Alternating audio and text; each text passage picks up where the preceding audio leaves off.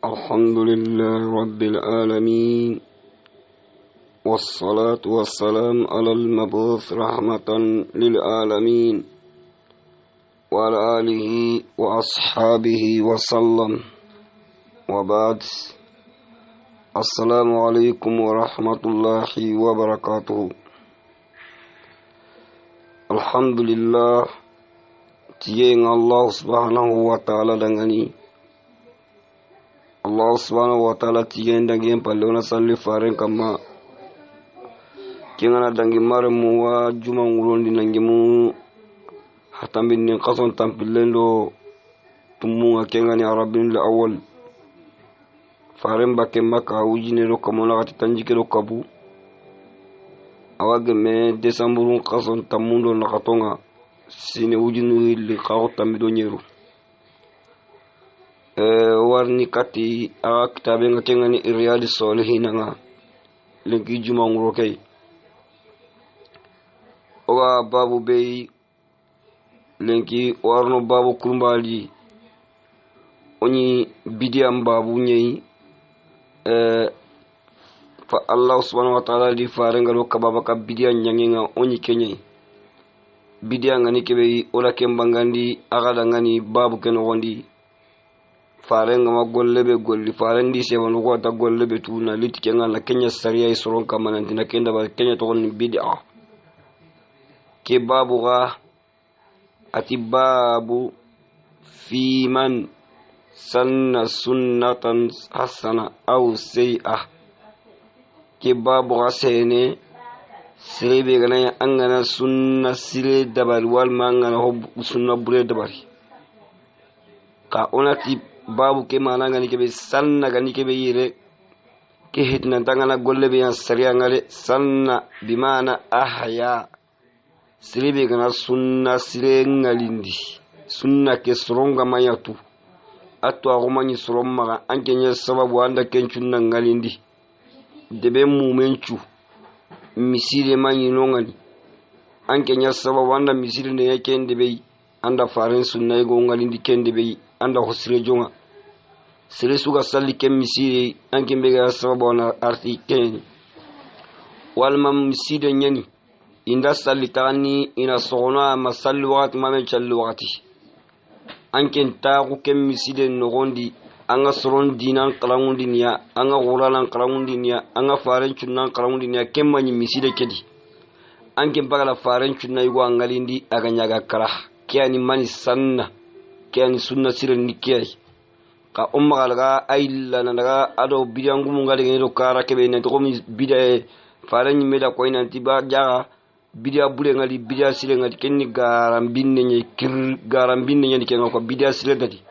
iga to ni bida nye bida sile dadi iga jongi ni kyadi sebe inda to onda to ndaga do kyadi se kenna ikunna munda faran diga munda mesori ya kenni ba faran ka diga munda mesori faran yanti kullu bid'atin dolala faran yanti sankunta ku sugali hokurma sugali sankunta ku nyeni bo kam mo gani faran gal letni gal sirebe gana bidia kurma dabari dina bidia sire dabari parce que kun bidia ngumu ina ke mani sanna kono na to mi bidia sire nyei quoi sunna sire kuma ko mi faran mal golle be dabara ngana dabara sire nganta nyime kenni haqlan ta nyei haqlan ta golle tike ngakwa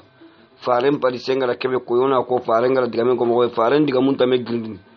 bokomo warne babu keno gondi kalse me farenga da ke ko do sababu be mi sababu nga kalse de sa bo sababu ngari bane ke dan ko on to sababu keno gondi di ona sababu ke muraru muru umma to daga faren diga munyi la mogodi mogobe farenga mako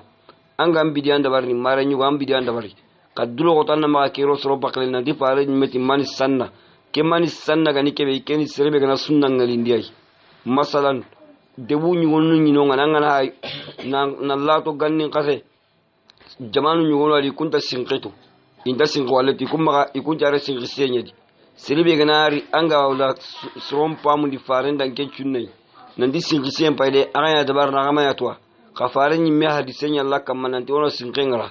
ange nya sawa wala ken chunna ko isronga sron jagi sinqunga Allah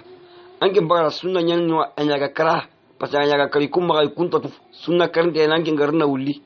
wala fare sallallahu alaihi wasallam to umuri atuna to umura gelli bambado ma gabrana anke li debe mumeju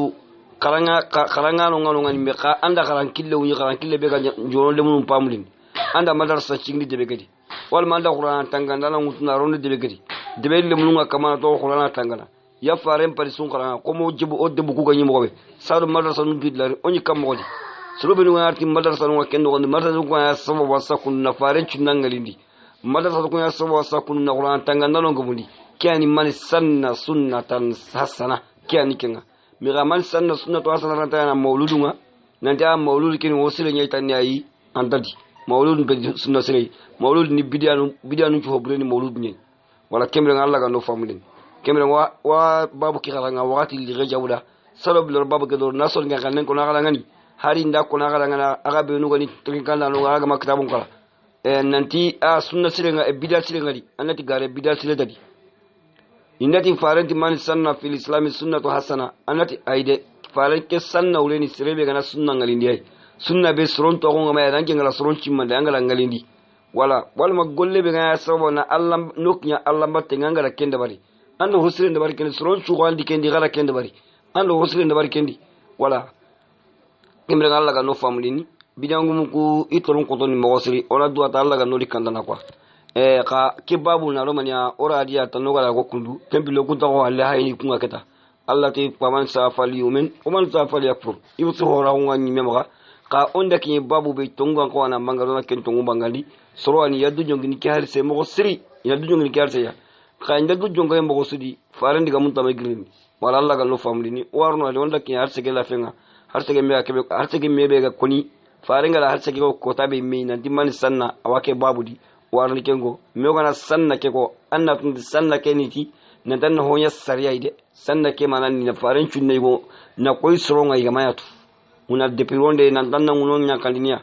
anna ma ngunon chege nan ngunon anna ma ngunon nyankan nan ngunon chege ndia ya garma idampetu modu ni menu be no o ga ya ganiya ikumenu go ne aimma alla ga dikino kunya kunyi menu basal nyoro ni gara yala ngadde bendi sure be no go ya sababwa na garlanu munyi na farin chunna ngalindi na koy na dambe ni farla nyi suru mi wa asabo na kero ni deben no gondi keni sunna sire nyi keni ke farla fi Allah farla yugo nya ga kala deben nyi medi kumba farla nyi ngali ni kundu ken kembara jenta nyi mene wala kuli mino ani fare na kuli mino ani yo ganya Allah la ngani maga anyi mega sangu mare nyi go maga soro jagul maga fare ndiga kanu nyi la fare di man kadaba alayya muta'ammida falyatabawa maq'adahu minan nar sire be na gares la ke fare tike na nyi ke mako atannan ta wojuru jahannama men wonde duro ange onda daga anke nangen diga men marnyigo na koina di farenda ke ko kenna mali koini ke da go ya farenyi me diga mu ya bake mewle anya ngar na faren diga mu goda baka mewle anya daga la nyon kilunga Allah gandoro an kanana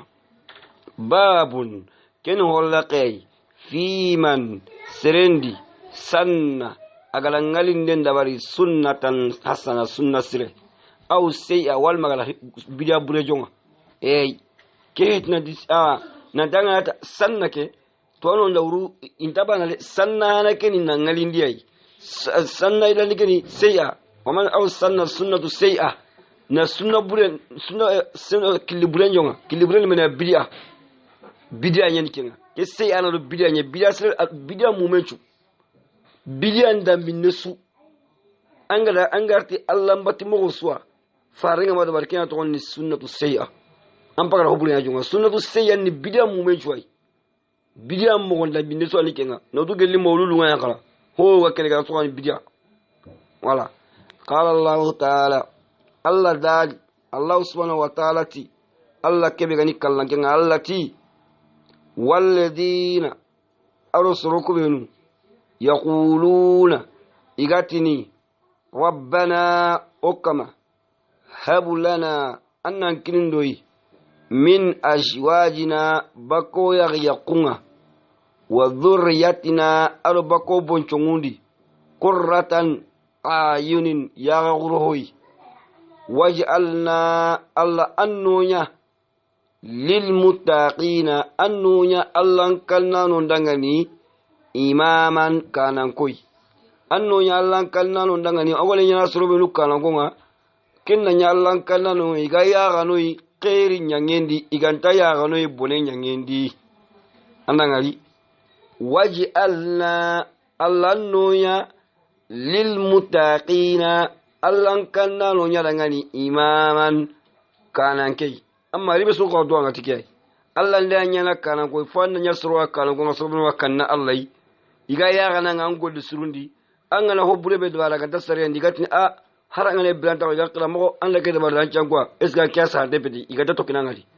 indari karamo ina ya tokkini karamo ngolle ya tokkini mangi ngolle jwa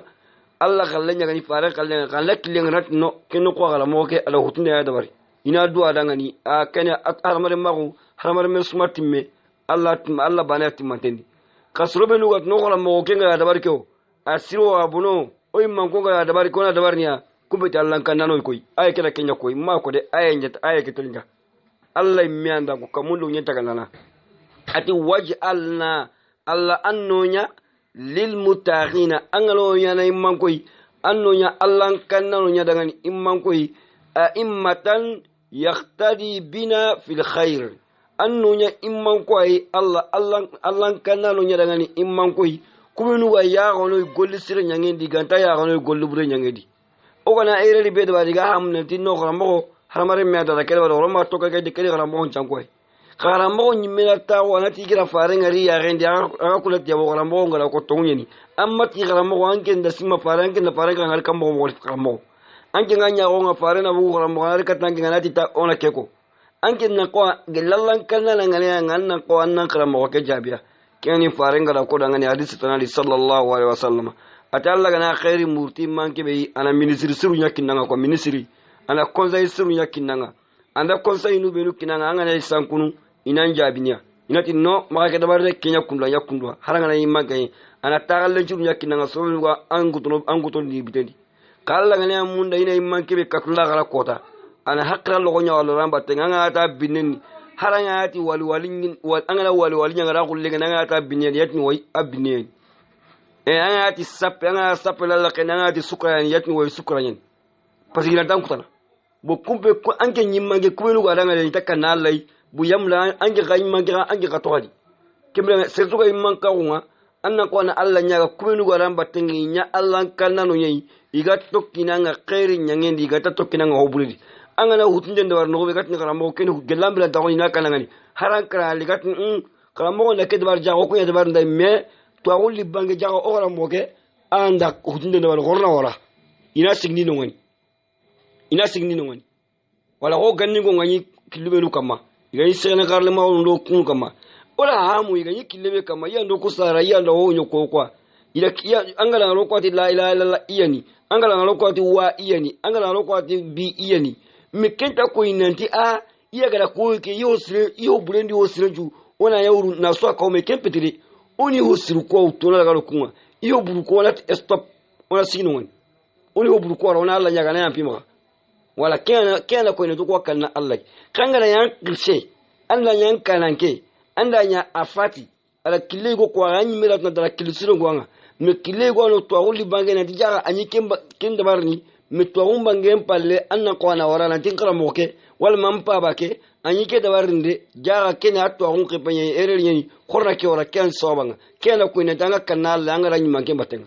kankin dan nyi manke potinga ranti ay tingala bari magati ke angi an ko anyi manke to woba o ko ran bora ke ko ko habara ke ko on ta wala ken sangu dan diga me yede serebe ga tokkini Allah ga ko immanke be ga serebe Allah nyaga surube nu ga tokkina ngai nya Allah kannalo nye ona Allah nyaga surube nu oga tokkini ora mo be Allah ga no nya Allah kannalo ga ro batenga oga ni khairi be ngaro tokki ya gher nondi igana hutunde ndabare haramare munyani haramare mesugali anga erer ndabar anga kataw ndabar ni wa do ora mo ga la blata gondi akala mo anda ke kole me ke anke na ke diga me ko fare na ke diga me ga gali anke do ti ha indome akala mo la vraiment ga ke mo kan sa den ko ga do ga ke me koy anyi me diga men karano ngani ande ga mo ga kara le gali vraiment jama kala mo ni ke dabar nde yuqa akenda dabar ti to on ke banya quoi me Allah la yakto agulli abange ke ani soba nga gorra kala mo ke kala gorra ga dokay ke agala kala mo ke dema ke ni magama dema ka kun dia tanga daga reta ni sappen ke ni sukra ni sappen ewa kenge Allah ma ya kebi kumbi Allah kan nanu de Allah kanu ya Allah kan nanu Allah tigadi qala ta'ala Allah subhanahu wa ta'ala ti waja'alinahum oda kusronya agara nabiyullah ibrahim suratul anbiya idi agara nabiyyin mun ko agadi ko atoda annabi nyum ko benu kundo gali jata kada ngani odinya a'immatan kanan konyai olinya kanan kwai yahduna yasron kandana bi amurna to ko Allah nyamareni inta soro ko kandana ti imiriyo kilungole ina sron kandana ti mania Allah nyamariye tinya Allah dinanda baralla ga dina ke kirangani mogobe igana kono soro ndangani kundunye ko ni man ko bosrunga me Allah la kusronya imman ko kambre pour Allah kati na haramare men nanya imman kinga nan batanonya Allah kannanonga Allah to wakati mbe ga sabari Allah nyamara kanen kama balaw be kitane ga sabari wakati mbe igra dankalon kuda wakati mbe Allah la imman ka on kiniya dina nondi Allah ga nuna Allah kannanoy Allah ga nuna sabaranoy ke babu la mani koy qur'anga yo koy laga la koy sunna siren ni maniya anga killebe kamal na minyu mun killenya gani anke na hosire nya da bari faran killa faran ga golbe ndo bari anke na kunya koy stronga anke na nya tokkinda na do faran tunna anke na maga dungal kata dabno di jamanga limba tenga doro ngala kebe ko yaw torun na nya sere ya kanane na hamuna to ko fulana tan nya kanje gamma ayde immange be akende bar na ke peti ghairi mangi halan ko be nu gara batanga itakana Allah jama ko Allah ya yanda koy wala kenya utubaka ay ken gondi kebe on ari hadisinga warni di hadis solina ken gondi hadise kamelo tanyero ndo banandi an abi amru idar selaga baka amru habani koy jarir habani jarir gay bun abdullah remeni jarir ke radiyallahu anhu Allah dunya baka jarir ma qala jarir keti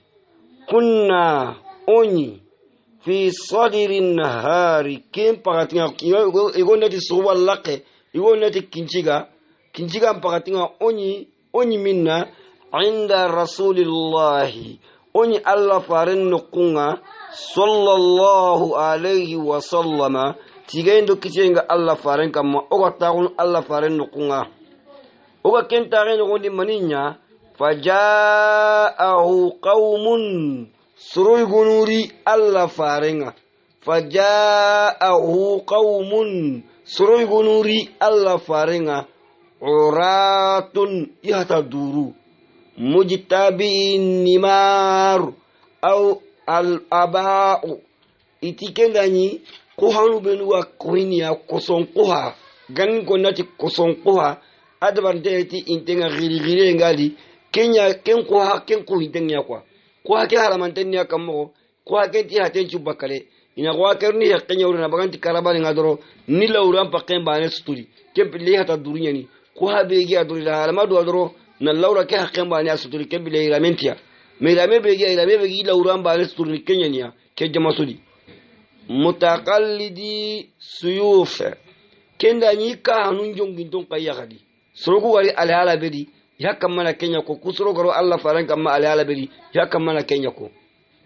ati ammatuhum soroku sukko manto min mudara igilli mudara bal ati ay kulluhum yususu jama soroku su jama su gara ko tan asun min mudara asugri mudara debenya ko farenga da kudanke alhala ngali wakatimbe iduru ila mentia fatam manya farenga kenno kwa fatama arra wajha rasul sallallahu alaihi wasallam farenya gonyile farenga ngari kinga ala do fatama arra bima taghayyara wajhahu farenya gonyile kenno kwa mainda farenya gonyila lima hondangani ra agangari bihim surokwa minal afaqa agala misigina iga itta bindongani misigina ngia mogobe farenga ro kusronga kala li farenya gonyile fadagala agriari kandi summa kharaja apra bogo gadi wa fa amara ala nyamar nenya ko bilalan ala bilali nyamar mania fa azana nantana sallan qili bilal sallan qili wa aqama ayla sallan jignini fa salla farencha litisronga summa sallan palle khataba farenda khutba ndabare idniga la khutba junde kedi juma ko dede kenu khutba be khutba junde yani ke ko faren khutba ni illa juma khutba ado khutba be gana aridun aganya khutba balinda aga junus awli kama ko ga khutba karabande ko faqala farenga sidu mun bare kamati ya ayuha nas isru taqu rabbakum akana kamanga allazi kamane gabe khalaqakum agala taga kamane be gala taga kanede min nafsin agala taga baka yonkindi wahida yonkibane alake aya gara maga kenmanti inna allah kana allah kenyi mejatinni alaykum aga kamara ghiba allah ni korsindana ya kamara kanu allah alake aya gara nanyil daga suratu hasri ay lagare be ganu wana alaken garati ya ayyuhal ladina amanu awakum min watongolti allah maremu allah farenda kaki sebondo ngati ya ayyuhal ladina amanu taqullaha bakanu allah wal tanzur nafsun yonkinte sunan paindi ma hunga qaddamati angala kebe warakane liqadi angala kebe warakum mali daga nan kanya hayde farenga la ke wajunde dawari na sewa nugu kanundi na nyili ni gandi kasala mbakinga angala kebe warudu kale ko mali kenya hay kenno ko farenga ke kutwa dugda halle tasaddaqa rajulun igon kide farenche banu kudi kube ga sadaka mbagalini min dinarihi baki kangunya diba au min dirahimihi wal mawbega jakka sadaka mbagalini baka igal sugullunya diba au min saubihi wal ma ibega ira men yimbe mbagalini ba akotanga ila sadaka mbagalini baka kusudi ina kinni konwa sorota bitoko yo faranga inna maya gonga ilene min sa'i burdihi yugonu ngano ngani yukunda bagali baka ile ya dikwa muli ina muli ganje baka ile ndi yugonu na misal tamri yugonu na tamar mude yugonu na bagali baka tamar ndi gadi farenga kamani waju ibisu kamana liti galengata ma farenga ni kama ni gule ibisu bena kaseko ibisu diseko hatta qala ma farenga ni walau bi shiq tamri harala tamari kete ya gamma litai Allah ya gengay ko farenga ya qutba ndabari faja rajulun igori imay go ka tokale igo anta igo min al ansar gelli madina konga be surratin igo ke ado boto ariti boton pakanyai kadati kafahu ta'ajuzu anha akitinyu ko rawto honne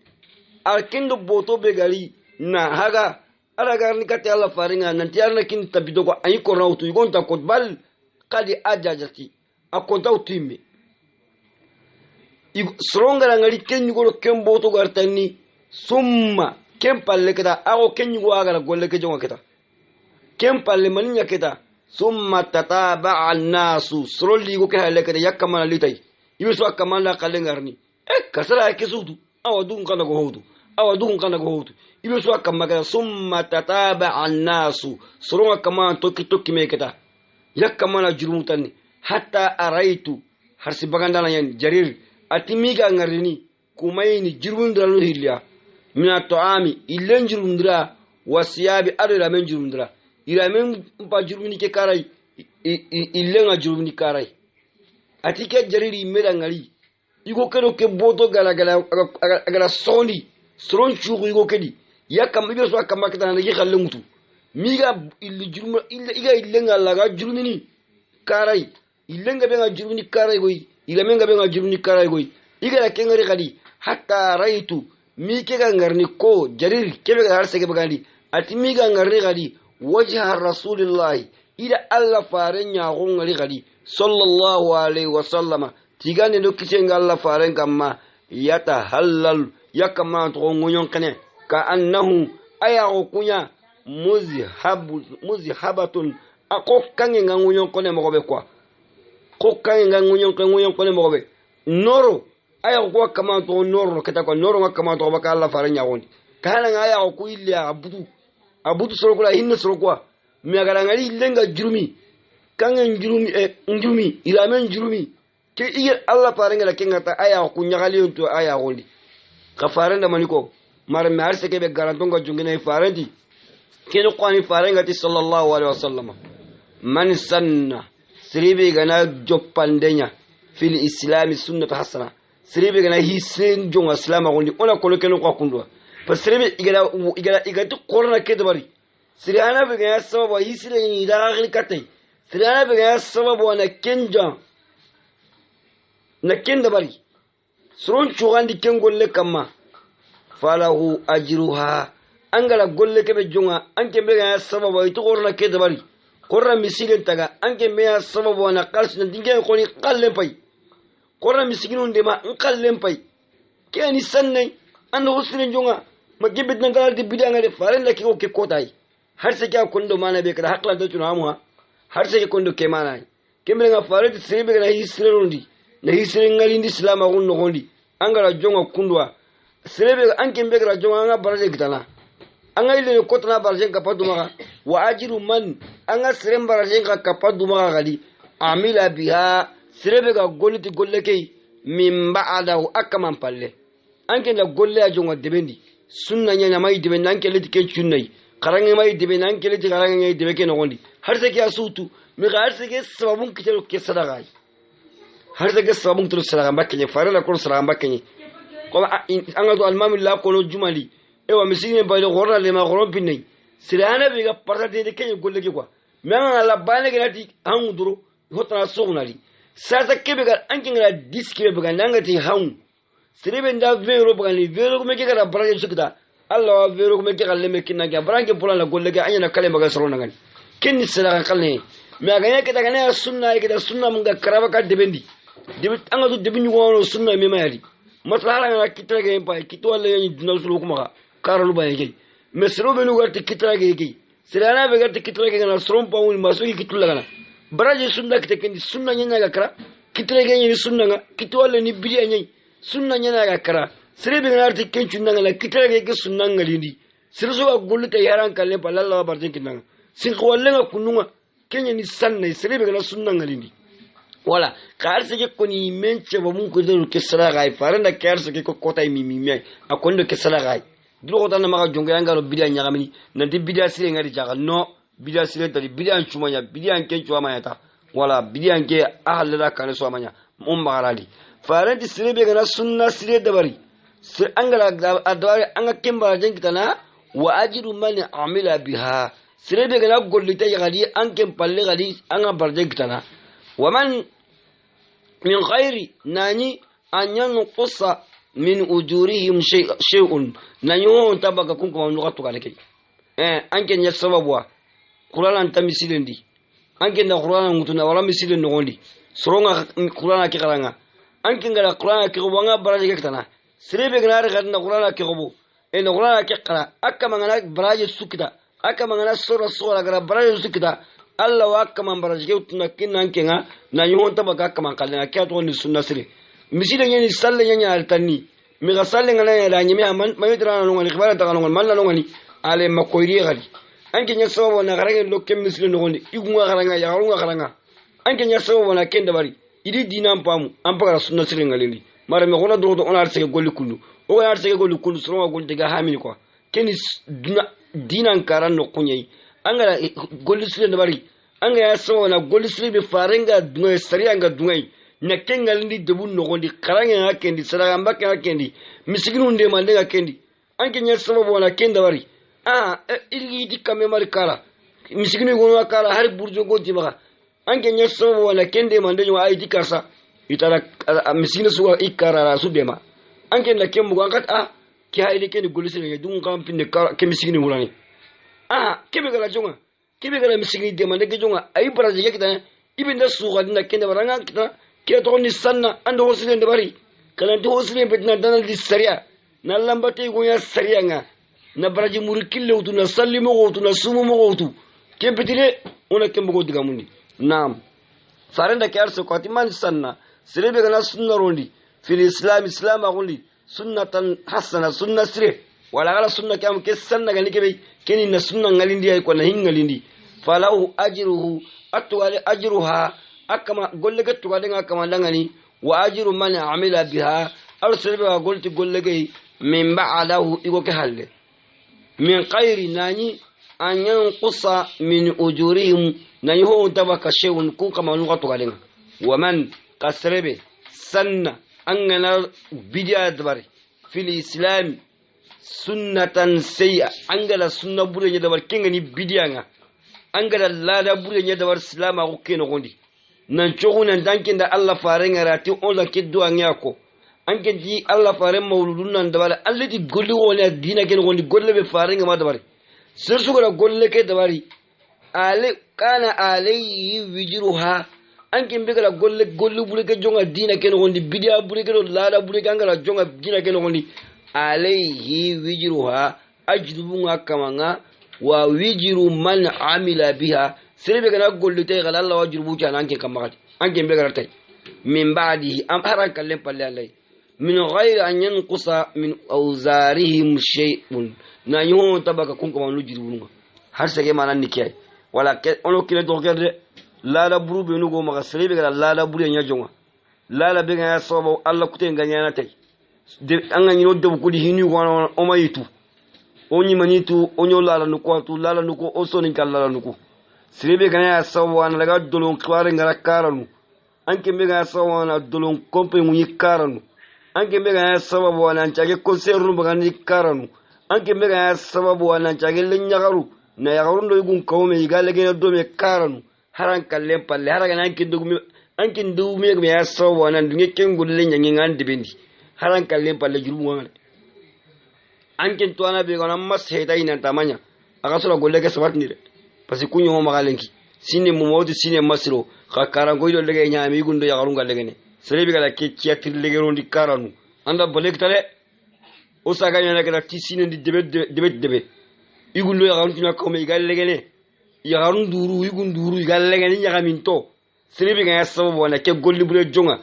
a haran kalle palle ananga jurubu nyande igra jurubu sukta angale Qu'est-ce ni hibure qu'est-ce la bure Allah kute nyanya abure kan awa bidiyan to ake kan ngoni kitale siribe gara gollu bure ndabaranga to tamanya ona ke bona to ngoni Allah gara kebe ku waj'alna lil muttaqina imama anno nya Allah kanna no dangani kanan koy angane gello ngoni Allah kanna no yokana ku wala ku benu dabari lingi Allah la nya to on chanki to no ngoma yakka mala bangando dangani oga ni gollu be ndo bar gello ga kanna Allah yesu umma to nya ko xaram mo ko dalle ganti ma ko xaram mo ko gara kubenu ko nanti iyalo ngani gantano ida umma to ko xaram mo ngani maulud ndawar ni ona dabar gello ga kanna Allah oga ma dalle ngara ko na wara nanti ko xaram mo dabar de jaga dalle de Allah ga len wona Allah ga gawdu kama ga ran xaram mo ko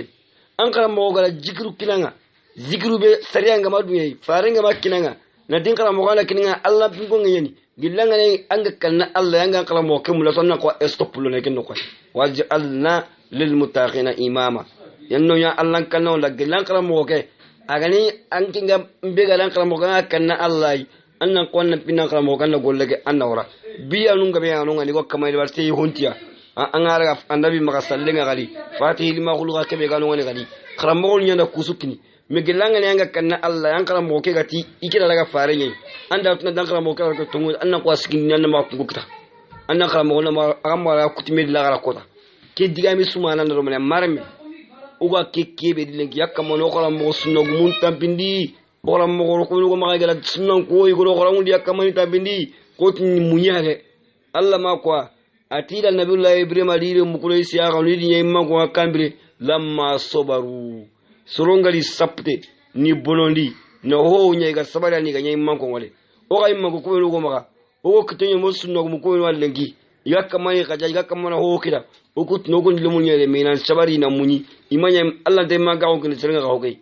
wa o ko o tokkinya igala gollu suru ko igala diga jiro su ko Allah galle ga wa tokkini me nda kilenga wat ni garam bawla gara gehiti kiani ko ina to ko mulla ko wala Allah nya ga Allah ga lo famni har silan ni ngona ko na sigi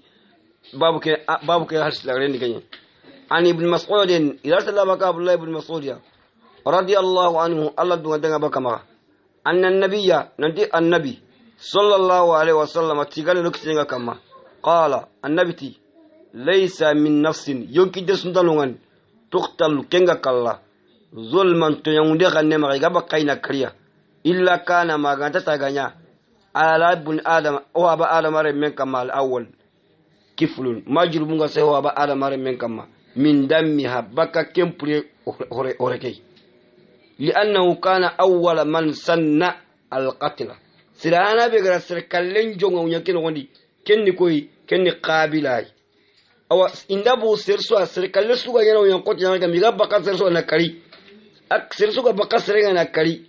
akka mangala junubu sukida Allah wa misana qabila dangan inda lempa gamangal angala gollu bure nya jonga unyeke no nanke nya ya sobo na gollu bure jonga soronga gol tikin haran kalle palla juru mo sayna dangan haran kalle palle angala hislen ka da bar gali bidaya tide angala umma onati hisle tanni hakla do ra mo ndro bidaya hisle ni farenga la kebe ko Allah la kebe koy kangala angala haran kalle palle abarjana kenanga anya misidi ay anya da qur'an durte ya sigindi anda debe go anu ngani kharla imetadi anda marza sigindi ngani nilum nun qarawundi kunda kendina hamu yagarunda dina pamu yugunda dina pamu yugunda sinkungara yagarunda dampullondi isigi Allah gallen kama misile nga juma nga salnali anke nya sawo na kesu dabar debe ni kato anda sunna ngalindi haran kallen palle abarjana kenan yo ka sere kalle ka aksini kanga anke nya sawo kun yi yalla mbatenga anda ga sababu nire nyagarum bagandi nire yugo nyammedi nanti na chiatrinu legeli ilo yagarum na lege yugo yagarum na komo brabale ndi gal legele dimunga timnanke ya sawa idebe ma to anke ya sawa na kello ndi kende bedi dinugo su yakta ande anna jari yagarum girni ma jamalen palle niriti yasa ina concert ndo bari imay concert to soni gando ko ma concert to anke be ga sawa na kende bari haranga na karale na to kengo daga dabar ajidu mwanga igara junubu sukita urundi jeni suga nya urundi dolo mine suga nya urundi anna waranyi men haranga qabla la nga junubu dara parce que anya la jong Allah ga no rokk rek noy wa sallallahu ala sayyidina wa nabiyina muhammadin wa ala alihi wa ashabihi wa sallam Allah ga na wakatala ko noy ke babu sige ya ona Allah nya Allah ga no tangala bidianga Allah ga no nya o ga ya ga na gol sir nya nga do faran kille nyoga ta ga nya do batran kille wa assalamu alaikum wa rahmatullah